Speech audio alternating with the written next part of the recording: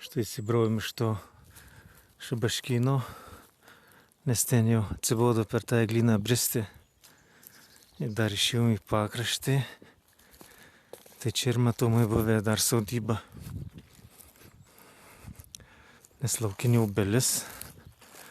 Nu tai čia, kaip sakiau, ir buvo pačiam pakrašty sodybų. Nu va dabar jau lysim į šitą miškelį.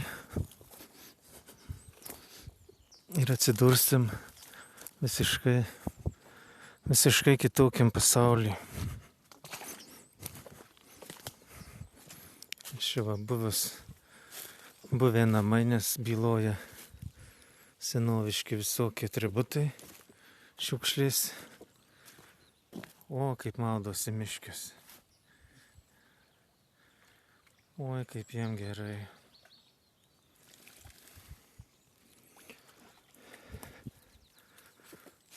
Štai va, mėlyje. Oi, senoviškas miško ženklas.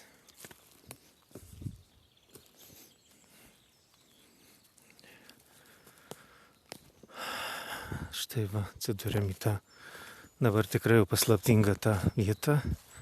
Štai čia yra linija. Irgi jau pakankamai prižiūrėta, šienauta. Ir štai į kitą pusę, į kairę pusę iš tos linijos va ten tiesiasi tas pušynas. Kaip sakiau, kuris išdegė per karą. O šitas valendam dabar jį atrodo neįtikėtina, kad po tokių šabaškynų pateksim į tokį lyg tai Dzūkijos pušyną.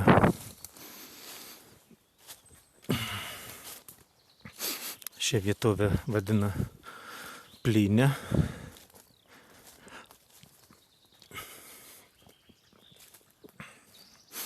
Tai toks pasakiškas tikrai kampelis. Nuostabus, kurį norėjau praeitą kartą jau nufilmuoti, bet buvo įsikrovus planšetį.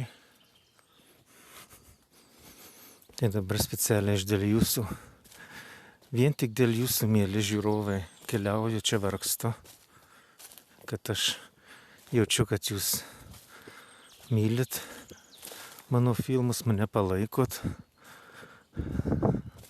savo peržiūrom, savo komentarais mielais. Aišku, būt mieliau, kad tų peržiūrų būtų daug daugiau. Vieni kitiem rekomenduokit.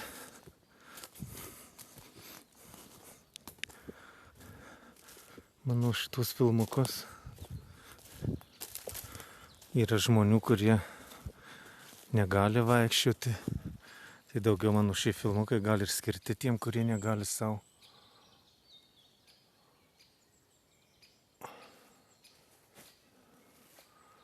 Kurie negali judėti, turi judėjimų problemų. Tai aš va pafilmuoju, parodau, kad su manim kartu pakeliautumėt, pavaikščiotumėt.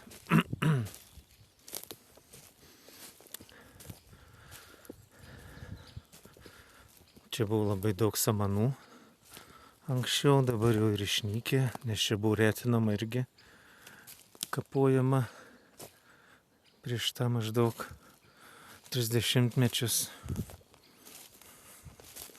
Ir ta paklotė truputį suardyta, bet palaipsniui atsistatys. Va štai yra legendiniai, labai džiugu, kad radau tokius samanos vadinamos, mes vadydom ežiukais. Aiškiau, tu tik nerdyk tų ežiukų. Oi, koks tu šlapės, man šalta nuo tavęs, tu visas šlapės. Kut, mečkiau. Štai va tie ežiukai. Tokius samanukiais ežiukai. Oi, meškiau. Meškias. Pavargai jau tu. Nieko da. Žiūrėkit, kokį tikrai nuostabus kaip ežiukas. Čia yra unikali samanų rūšis. Nežinau, ką gamtininkai pasakytų, kur jų yra, nes Čia pas mus dar jų yra tokiais auga kupstukais ežiukais. Tai dar apsidžiaugiau, nes praeitas ieškoju toje vietoje, kur vaikystėje žinau, kad jų buvo. Ir jau neberadau, nuliūdau. Maniau, kad jau išnaikytos. Bet štai dar džiugu, kad jų išlikė. O štai matot pušys. Štai va. Kur ne, kur dar išlikė pušys, o čia buvo faktiškai vien pušynas. Prieš karą čia būdavo daug mėlynių. Ateidavau net iš miesto mėlyniauti. Štai kokie pušis. Gražuoliai, didžiuliai. Ir užtekdavo visiems, netgi ir po karo dar į šitą pusę ateidavo, kur buvo likus vašta neišdegus. Bet aišku, per tiek metų buvę vykdavę čia ir kirtimai ir matot, invazija kitokių medžių, eglynų atsirado.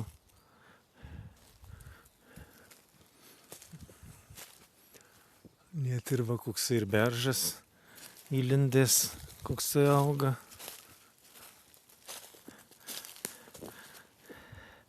Ten tai jau neisiu. Ten tokie tankmiai. Čia va pavaikščiosim po šitą tokį gražų pasakišką oazę tokią.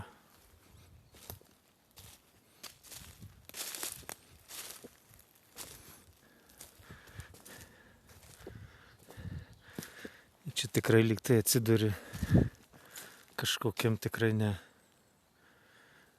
Suvalkijos kraštų miške. Toks unikalus kampelis čia galėtų uždaryti, padaryti draustinį. Kaip žiūrėkit. 100-metės samanos.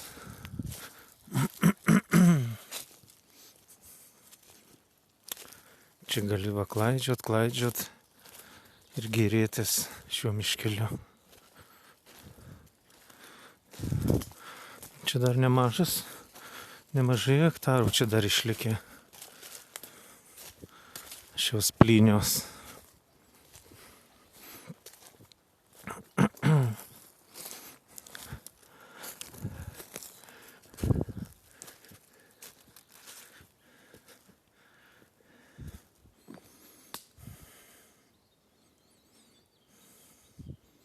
Labai džiaugiuosi, kad neiškerta.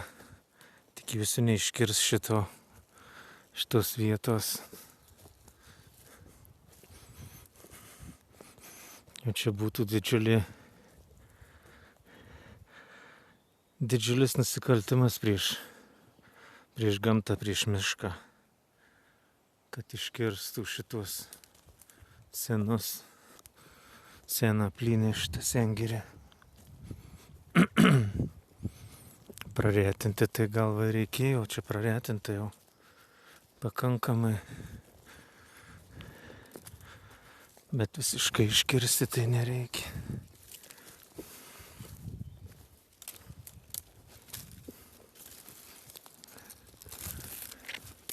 Štai kokių žvėrelių laukai ant kelmo, čia koks urvas, gal koks plėšrūnas gyvena.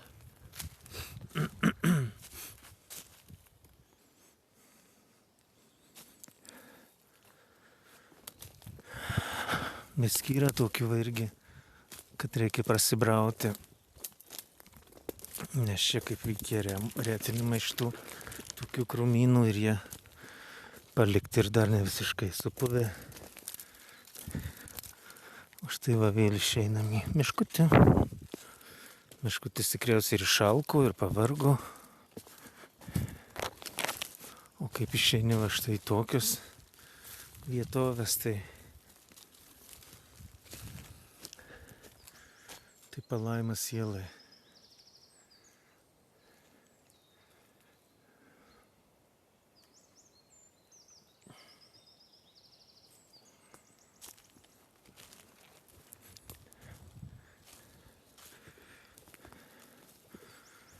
palaima sielai.